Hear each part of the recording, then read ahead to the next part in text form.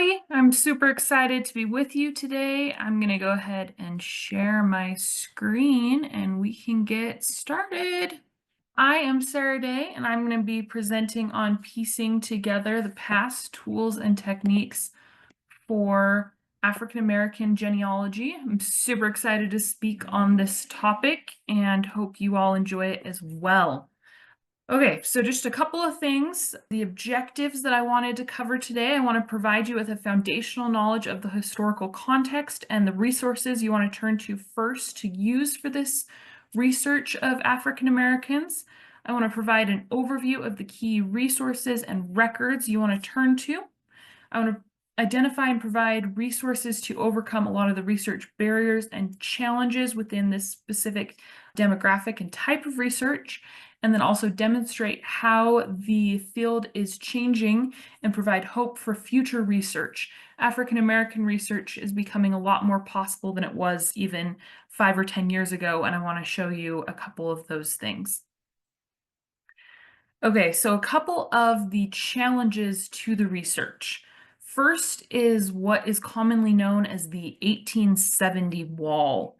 This is what we like to call it within the field, and this is one of the main barriers to research. Because slavery ended after the Civil War, the 1870 census is the first time that we really get African Americans named by name with real information and in large numbers. And so the 1870 wall is a major barrier that a lot of people face. The second thing is a lack of personal information within the records. A lot of the records, due to discrimination and challenges over time, just simply have a lack of information, and that can be a challenge. Name and surname changes. Names change and modify within this group. They do within the general population, but a lot more within the African American population. There's a lot more nicknames, and the solidness of names is not set until a lot later. Record loss, destruction, or non-creation in the first place. Just like in all other types of research, there's a lot of record loss or destruction of records. But within this population, we also deal with non-creation of records. Typically within enslaved populations, records you would expect for your white ancestors, you're just not going to get for enslaved individuals. Thus, we have non-creation of records in the first place, which means you have a smaller amount of records to work with. Immigration and migration and lack of records about the immigration and migration, and then misclassification within the records. Race within the records is very complicated, and in the modern age, we understand race and ethnicity to be a social construct, but that was not the understanding of our ancestors in the past. They figured you could look at someone and classify them, but that also led to people being misclassified. They also had a different understanding that where you were from made you who you were going to be. Filipino or Chinese could be considered races, even though that's not how we would think of them today. In one of the censuses, even Hindu was one of the race options, and that is a religion, not even a race. So there can be a lot of misclassification or changing of classification over time. Okay, so this is the first rule of genealogy, any type of genealogy, but especially African American genealogy. Start with what you know. To figure out what you know, you should start with what you have in your head. What do you know about your family? What do you have in your house that may tell you about your family? But once you've exhausted those options, you need to figure out what everyone else knows who can tell you about these people. So speak to every living relative or friend or community member or neighbor you can find. Ask as many questions as they are willing to be asked. Then look for the history those who are deceased may have left behind. Maybe they wrote a journal or letters.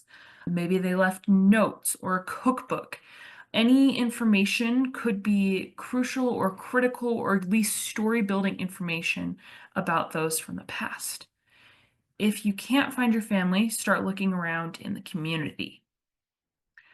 With oral histories, I have a couple of tips for interviews. The first one is figure out what you know and then identify what you want to know. You have to have a starting place and then you have to figure out what you want. Try and conduct the interview in a structured way, but also in bite-sized pieces. People tire after you ask them enough questions. I usually recommend no longer than about an hour at a time. Try and conduct them in smaller pieces and ways that people can get breaks, but they can also provide you with the information they need. Prompts such as photographs, objects, heirlooms, or even other people can help jog memories. The other people one can be interesting though, because you might start interviewing a different person in the room if you bring other individuals. Record the interview, preferably 2 copies, because you never know when you're going to drop your phone in the hot tub after the interview and lose the copy forever. So make sure to get at least 2 copies, but also make sure to have permission of the person you're interviewing. Come prepared to the interview, have questions you want to ask, and know where you want the interview to go, but also let the interviewee guide the conversation. They were the ones that were actually there, and they may provide you with information that you didn't even know you needed or wanted if you let them guide the conversation. And the final tip is to respect the wishes of the person you're interviewing and maintain trust. If they have set specific boundaries or things that they're unwilling to talk about, please respect those wishes. If they have something that they don't want you to share with others, please also respect that. It's more important to take care of the living people we have than to continue to dig into the past. At BYU, one of the rules they teach us in family history in our very first class is to first do no harm to the living. That's one of the first cardinal rules of family history, is we have to keep in mind that the relationships here with our living people and relations are more important than with the deceased individuals. So make sure to respect the wishes of those that you're interacting with and maintain their trust and confidence. Okay, a couple of oral history challenges and benefits. Memory loss. A lot of the things you may be asking about may have happened 20 or 30 years ago, and so or even 70 or 80 years ago. And so there may be things that they simply don't remember. There may be gaps in the storytelling or lack of information. Information is lost over time. Inconsistencies or conflicting accounts. If I asked you what happened last Tuesday, you and your spouse or roommate or child or parent may give me a completely different account simply because you two have different memories of the event because we all see the world differently. Oral history can provide context and personal details, which is awesome. It can provide cultural and personal traditions, which is also wonderful. And it provides information where it can be found nowhere else. You may find that this individual's favorite color was something, or a favorite food, that they had a favorite activity. You may learn a fun story that you're going to be able to gain nowhere else. And it can help bridge relationships across generations.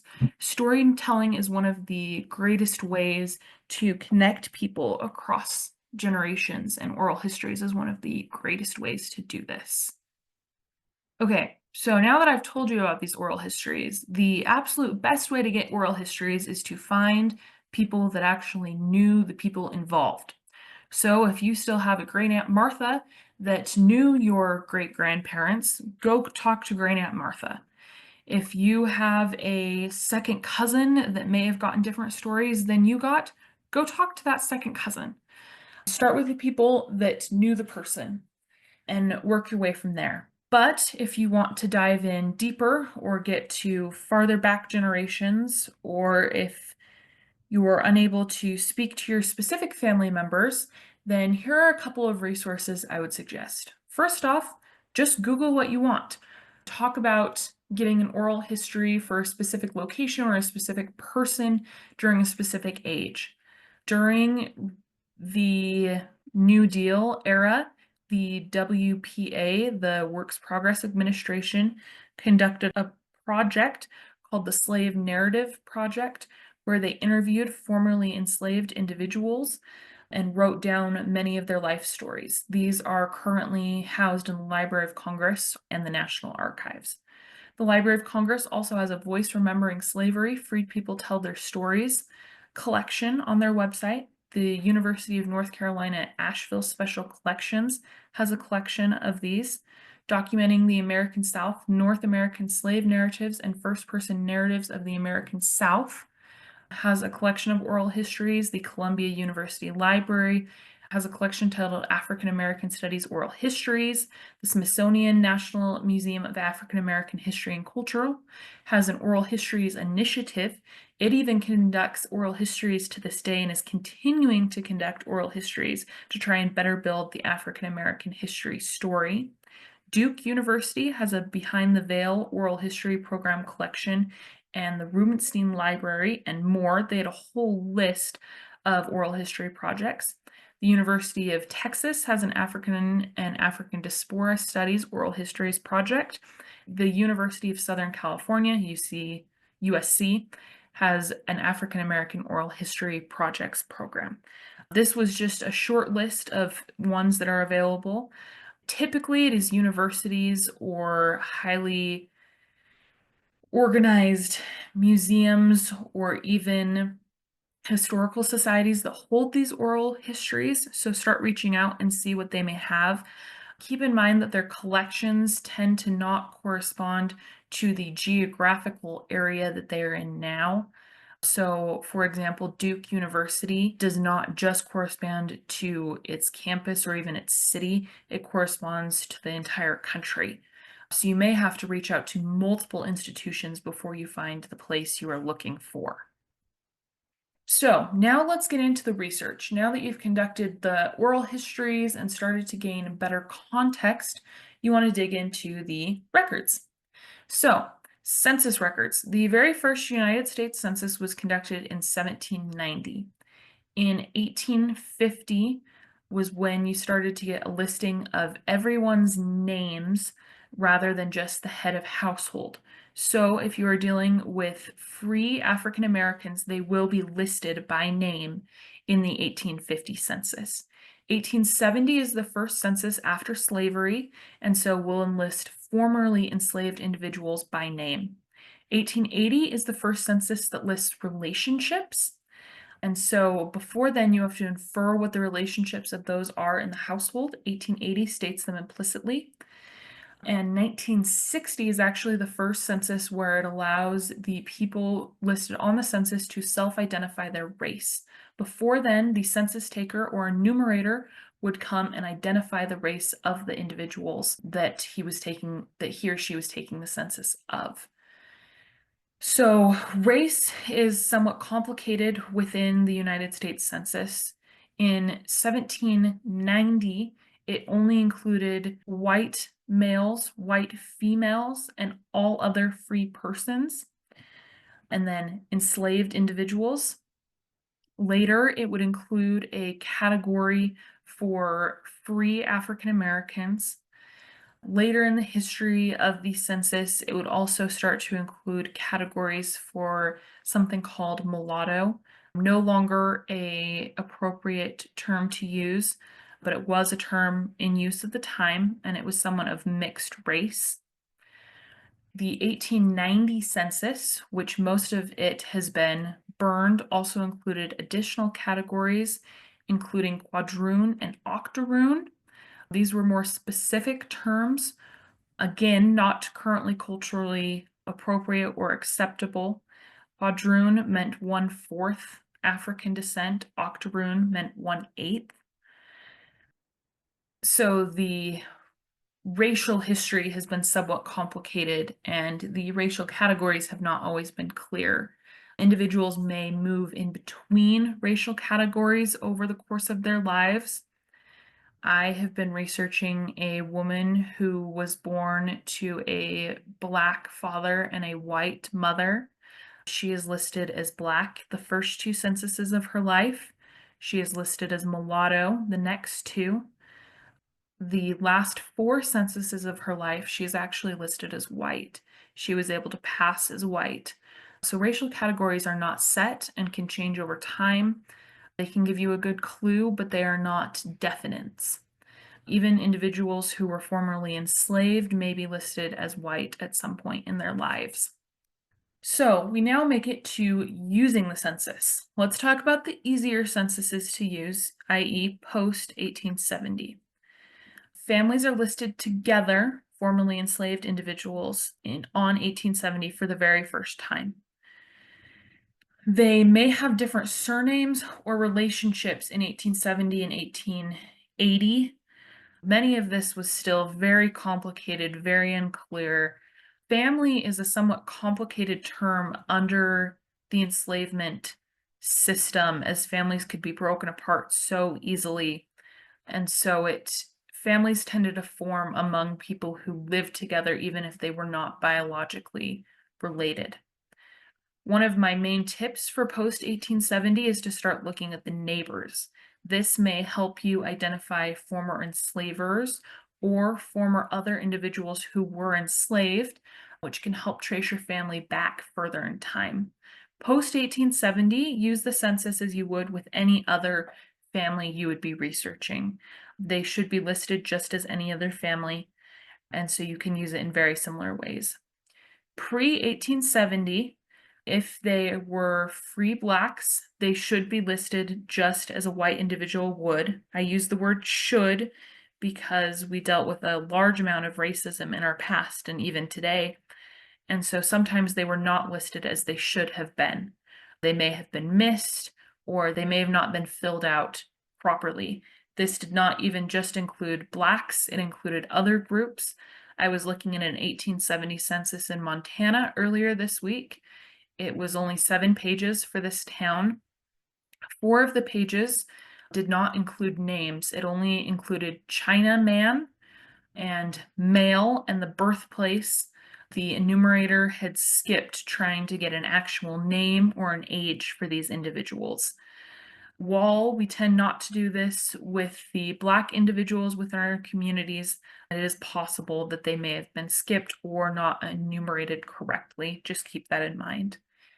If your ancestors were enslaved pre-1870, you will have to look under the name of the enslaver to identify them. In 1850 and 1860, a slave schedule was conducted. The slave schedule is listed by the name of the enslaver and is an accounting of all enslaved individuals living in that household. It lists their age and their gender. Sometimes it includes other information. If you're really lucky, it will include their names. Very few do, but every once in a while you stumble upon a list that includes the enslaved individuals' names. You are sometimes able to match these slave schedules to later records and can identify who was on the slave schedule. Okay, now moving to another category, vital records and church records. These document the key vital events, birth, marriage, and death. In other areas of the world, they're usually called civil registration, but here in the United States, we call them vital records and church records. They typically start around the late 19th century for vital records, though they can start earlier, especially in New England. They started as town records and start as early as settlement. Nevada is the example I like to use as the late to the party group because they did not require state registration of marriages in Nevada until the 1960s. So it was not required to be registered. But if you can find these vital records, they include very helpful information. Church records are usually considered substitute records for the vital records because they include baptism, which usually takes place close to birth for most religions, marriage, which takes place the same time as a marriage record, and burial records. And we usually like to bury people very close to the time of their death, so that date should be close to the death date. Thus, they can be used as substitute records. I also like to think of them as additional records, though, because they can provide other information about the individuals. They can provide information about how often they attended services, whether they paid things like tithing to their congregation, whether they ever faced discipline within their religious group. These typically start within the 17th century and the founding of a church within the town that you're working within. But whether they will include African Americans depends on the church, the religion, and the town. I worked on a project the last couple of months tracing a free African American family in Massachusetts in the early 1700s, and every single one of their vital events was recorded within this church. And the patriarch of this family was even one of the founders of a new branch of this church. And so they were very active in this church. But I have run into other cases where the African Americans in the community are not mentioned a single time within the church records. So it will depend on the church and the types of records and rules the church had around the community. So the challenges to the church records are somewhat what I described before. It's hit and miss on whether they will be included. The second challenge is the United States has had no required religion at any point in its history nationwide. Thus, we have a multitude of religions that all have a variety of recording practices. So you have to understand what church was in the area, what church your ancestors may have been members of, and then where the records of that church are today. Hopefully, they're still in existence and you may be able to access them. They may be at the local church, they may have been moved to a local archive, they may have been moved to a more central church or regional church. So you will have to hunt down where the church records are. This is the family that I was speaking about before from early Massachusetts. Specifically, the very last entry on this page says November 8th, 1764, married Bennett O'Bellin and Abigail Cordner, Pompey and Mehetabel Colley, and Plato and Rachel Colley. Mehetabel and Rachel are sisters, and they are both marrying enslaved men within their community. And Abigail is one of their nieces, also marrying an enslaved man. So even enslaved African Americans are mentioned within the marriage records of this church.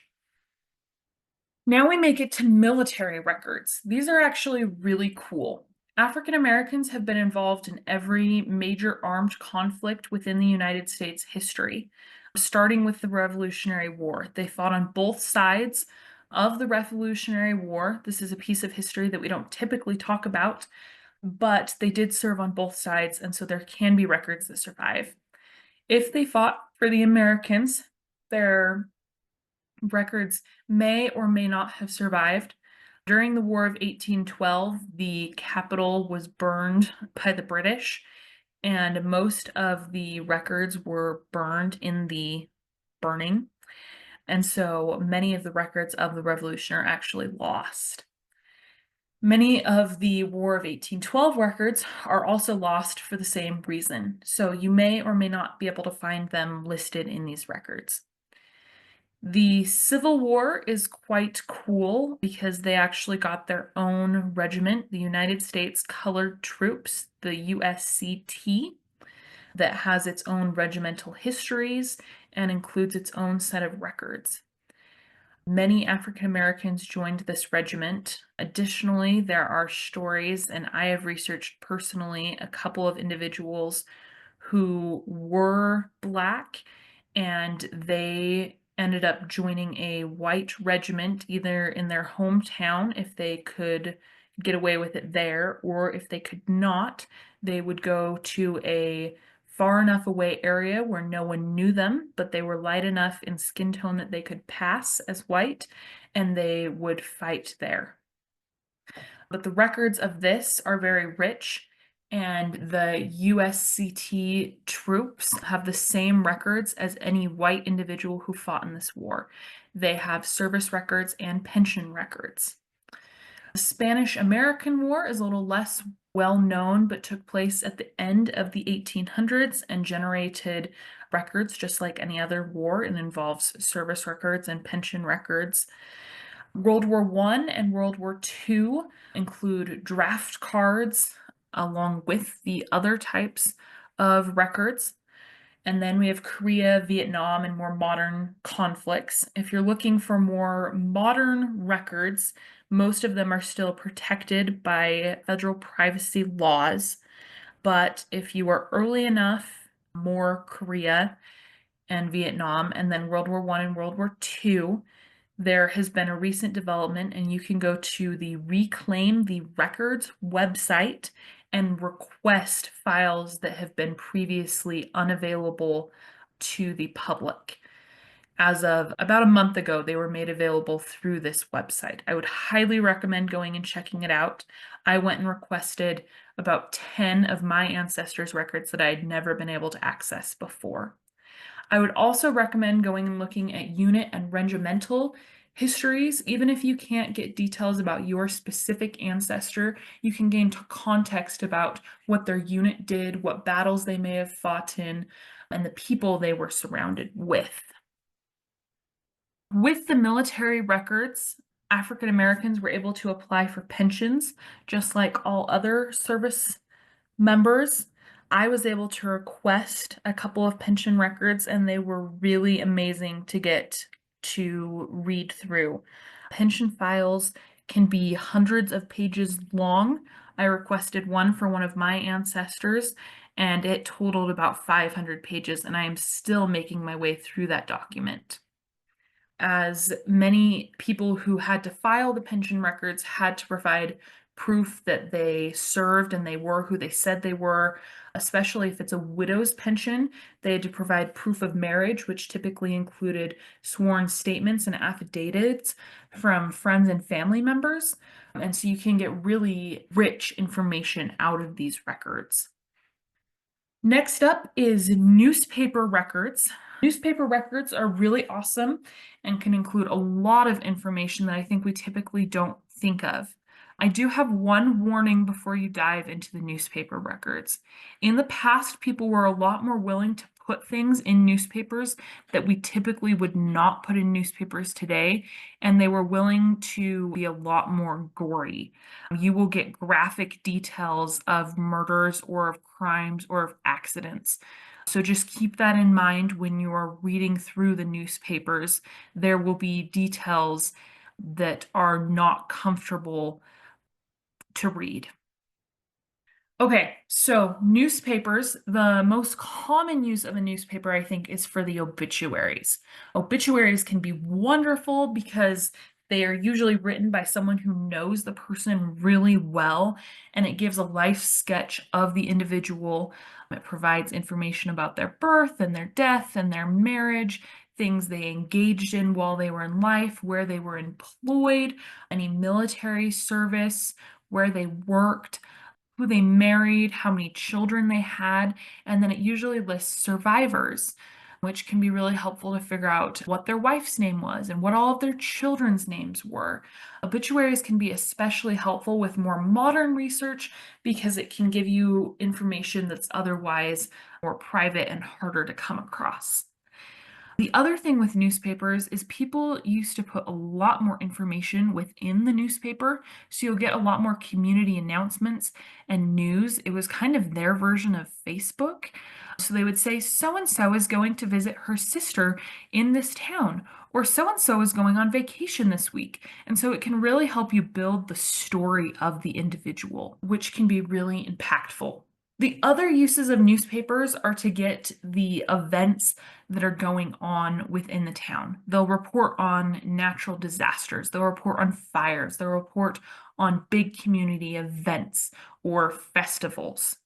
I would also highly recommend checking out the criminal and court case section of the newspapers. Most people's ancestors are going to be named within these cases. It can be a harder section to read, but can provide some really amazing details and can lead you to other records that you really do need to go and see. Okay, Other uses of the newspapers more specific to African American genealogy are twofold. The first is called runaway ads. So these were typically placed by enslavers when an enslaved individual ran away. They include a physical description and sometimes include a name. This can just provide more context and a mention of an ancestor if you can find one. The second thing is called a last seen ad. These were typically written after the end of slavery, and there's a really awesome project called Last Seen: Finding Family After Slavery that is trying to compile as many of these as possible. So these were written by an individual trying to find their family that they were separated from at some point. Usually a child trying to find parents, or a spouse trying to find another spouse, a parent trying to find a child. So they will say something along the lines of, I was John Smith. I was born on February 4th, 1842, to Matthew and Matthias Smith on Jimmy John's plantation in Roanoke, Virginia. I was sold away in 1849. I last saw my family on such and such date. I was sold to such and such place, and I'm now looking for them. And they would be circulated throughout newspapers, and then they would also include a, if you have any information, or if you are the person I'm looking for, please send word to this individual. And it would usually be a priest or religious leader within the town, as their address would stay more stable and they would be easier to find. And then that individual would pass on any news or word he would see. These ads are extremely difficult to read as they describe the taking apart of families, but it was a way to find family, and it does give detailed descriptions of families and as many personal details as they know, which can be extremely helpful.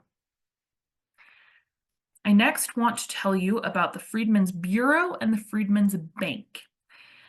The Freedmen's Bureau, also known as the Abandoned Lands Act, lasted from 1865 to 1872, though it mainly operated from 1865 until 1869. It includes a variety of record types, including labor contracts, ration records, marriage records, education records, legal and court records, and Freedmen Saving and Trust Company records.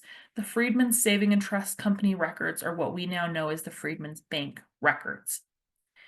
I want to talk about these kind of one at a time. Labor contracts were written between former enslavers and former enslaved individuals in hopes to provide non-enslavement relationships and better working conditions. Sometimes they worked, sometimes they didn't.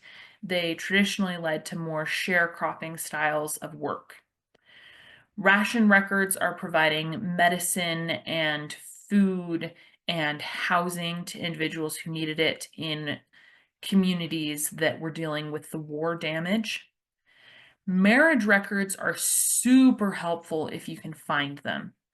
One of the main things that the US government wanted to do was actually marry all of the formerly enslaved individuals who were living as married couples and considered themselves married.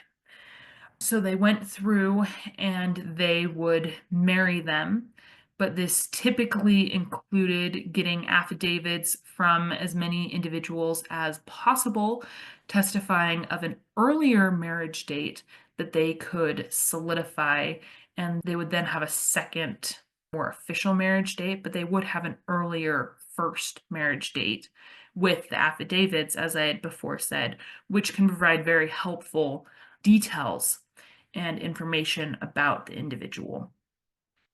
The education records, they tried to set up schools and ways to educate the formerly enslaved. These typically don't include names, but they do include the general state of how things are going and numbers, so it can provide more context type of things. Legal and court records. These are helpful as your ancestors may have been involved in court cases. Many sued for things like loss of property, so it's worth looking in these. And then there's the bank records. The best database of these records is actually found on Family Search. All of the different places that hold these records have gotten together and have been digitizing them, and Family Search has been trying to make as many as possible searchable. So they are mostly searchable, and they are included, I believe at the moment they're included in Family Search full text search. So you should go and try that out and see if you can find your ancestor's name in them. Because if you can find them, they tend to be very rich in detail. I now want to talk about, again, a slightly more difficult topic, plantation records and books. These are also known as things like account books or record books. They may include slave lists, account books, birth and death records, labor logs, and correspondence. These are typically only kept on larger plantations or larger farms, though they can be kept on smaller ones. They may or may not survive, or they may or may not have been kept in the first place, or they may or may not be helpful. But it is a step you can take, so I would recommend it if and when you get stuck. So the first step to using them is identify the plantation and the enslaver that your individual was enslaved to. Typically, this is done through things like probates and wills, or the slave schedules, or oral histories, but can be done by other means. And then see what records the plantation or enslaver may have left behind. The way you do this is by locating the records. Most of these records are kept in special collections, typically at universities, in state archives, in online databases, or historical societies. Please take a look at the handout that I provided. I've provided a list of starting places, as you can at least start looking to see if any of those places may have your plantation book on them. There's also a book also on the handout, and it is the most comprehensive list of known plantation records, but there are more out there. And they can include a lot of information. It all depends on how detailed the record keeper was. Some of them included very detailed lists of names of individuals they enslaved, birth and death dates, what their daily activities looked like, where they lived, when they were loaned out to other individuals, when they were sold or exchanged.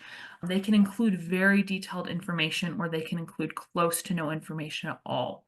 One of the struggles is they may not include names, they may only include descriptions, and they can be quite difficult to find. I do have an example here for you.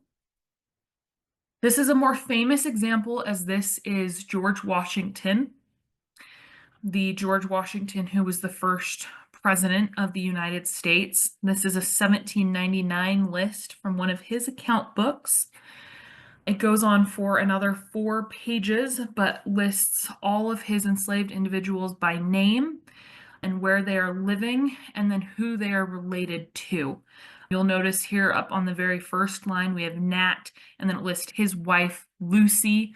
It lists things like children. Sometimes it provides age, so like 40 or 31, or it will list things like just old age. So George Washington, he has his list, but it depends on the enslaver and what type of records they kept. But it's definitely worth looking for, because if you can find it, it can be a gold mine. Probates and wills. The first thing I want to talk about is testate versus intestate. You all are probably mostly adults and so are familiar with this distinction, but I always think it's important to make so that we're all on the same page. So testate means that you died with a testament, i.e. a will. Intestate means you died without a will, and so the court is going to have to decide how to distribute your estate.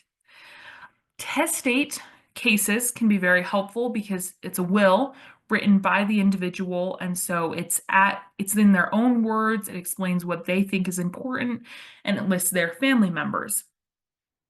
Intestate can be equally as helpful and sometimes even more helpful, though, because it can be contested and there can be more petitions, there can be more searching, and in my personal opinion, it tends to generate more records, which was not fun for our ancestors as it generated more paperwork, but for us today as genealogists, it can be quite helpful. One of the main things that I find helpful in probates and wills is that it identifies enslavers. Typically within a will or within a estate that's being probated, it will list the enslaved individuals. In my experience, it does typically list their names, which is very helpful in identifying who they were enslaved to. It may also identify relationships. Typically, this is more of a family grouping type thing rather than actually stated relationships, though sometimes it does implicitly state relationships of the enslaved individuals. If you have an African American ancestor who is leaving a will, then it will state the relationships of the people they are leaving stuff to, which can be very helpful and identify other family members. I would also recommend by searching by all possible names. I don't remember the exact numbers, but it's a very low percentage. I want to say about 15% of people actually left wills, but it's a much higher percentage, something like 45% of people are named in a will. So if you try and search by all possible names, you have a much higher shot of finding your ancestor listed in a will, even if it isn't their will, which can provide you clues. Again, I would highly recommend looking at the Family Search full text search. That way you can just pop in the name and see what pops up. I would then recommend looking at following the heirs, people who are inheriting. You may be able to find your enslaved ancestor being passed from hands to hands and from person to person, which may be very helpful. And my last piece of advice is don't stop at the will. My story for this comes from one of my ancestors. My fourth great-grandfather was born in Georgia. He moved to California and died in 1959. He left behind a will that was very clear about what he wanted to have happen. I found the will and I was good to go, but I figured I'll look and see what happened.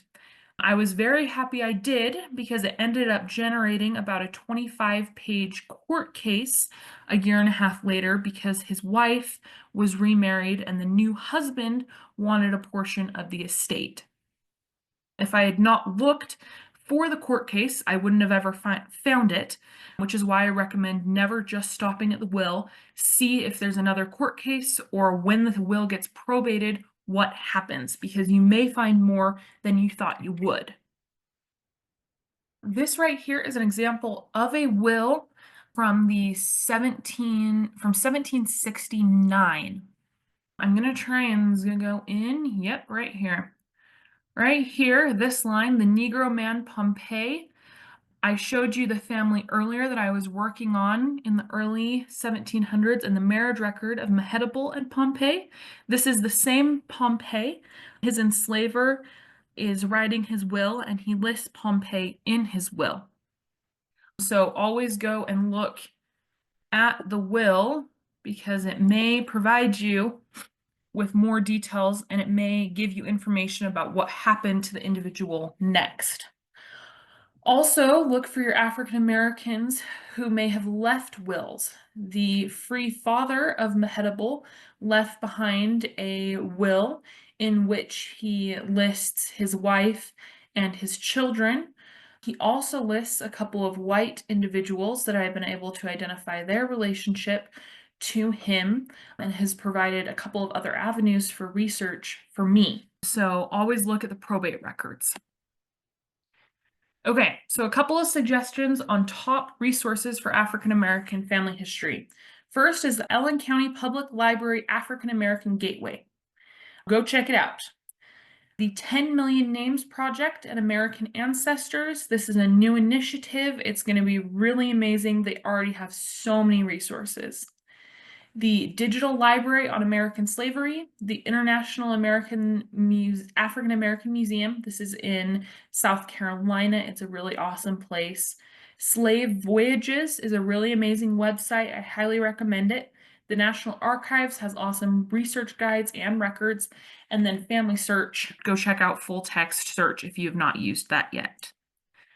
I want to end with a short story. The woman seated in this picture, her name is Samantha Ann Norman Cummings, and she was born in 1847 in Ohio. I originally got her story from a letter, this letter. All I knew was that she had written this letter to a man named John Taylor in 1871. But it led me to go and look for her in the census. And I identified her as an African American woman who married an African American man, and they went on to have 5 children together. I wanted to show you, though, the difference of race over time. She was identified as Black in her first census, then she was identified as mulatto, and then she changes to white later in her life. Here she is on her death certificate with her husband. Her parents' names actually are listed, which is very unique for a woman born as a Black woman in 1847, but she died white. And then this is the pension card that she filled out for her husband. This is a great example of spellings of names. You'll notice that she's a Samantha now instead of a Samantha. And you'll notice that her husband is listed as an alias, not as a regular name, because he went by Let when he served rather than by Cummings. So it was a very fun pension to dig into. But they were Black and he served. And this is his pension file. She received a widow's pension, so she had to provide proof of their marriage because their marriage record was not recorded. And then these are a couple of pages of their pension and her pension for his service. And it was about 40 pages long and included some wonderful details. And she had a really amazing story. So that is the very short version of her story. Thank you for listening to me today. I have a couple of concluding thoughts. First, persistence and hard work are necessary, but they do pay off. Think inside and outside of the box. Use your traditional research, but also sometimes you have to go outside the box to find your people, and then preserve and share the stories of these amazing individuals, because they do have really amazing stories and can help us today with some of our problems. I am now going to take questions, so I'm going to turn the time back over to Katie to help me facilitate that. Thank you. We do have a couple questions for you. So the first one is somebody is wondering if there was a denomination that maybe was most common where enslaved were married.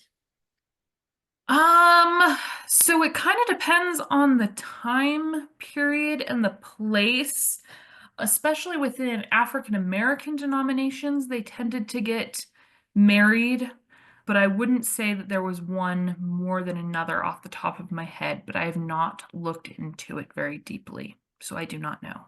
Thank you. And then for our next question, someone is asking about the last seen ads in newspapers. Yeah. They were wondering if it was a pretty common thing to see in a newspaper column or how they might go about looking for those. Yeah. So the best way I think to find them is to go to Last Seen Finding Family After Slavery. That's the name of the website that most of them are on, as that is the group that's put most of them together. I would say that they're somewhat common. They're not super common, but there are quite a few of them. Sounds good, thank you. Looks like we have one more question. So before we get to that one, I wanted to mention if anybody would like a copy of the chat from today's program, or if you have any questions that pop up later, please send us an email at genealogy@acpl.info. And so for our last question, this person is asking if there are records African American records that are often overlooked by researchers. Um, so, I would say that not easily accessible online records are typically the ones that are overlooked, ones that are housed in archives or libraries, ones that you have to go and actually find. So, pension records actually at the National Archives. The Freedmen's Bureau records have only been searchable for a couple of months, if maybe 2 years. So, those are typically overlooked. And then plantation records, I feel like we don't really go and look at. So, anything that's not easily accessible or searchable typically are overlooked. sounds good. Thank you. So I think that'll finish us up for today. Thank you again, Sarah, for presenting, and thank you to everybody for attending. Have a good day.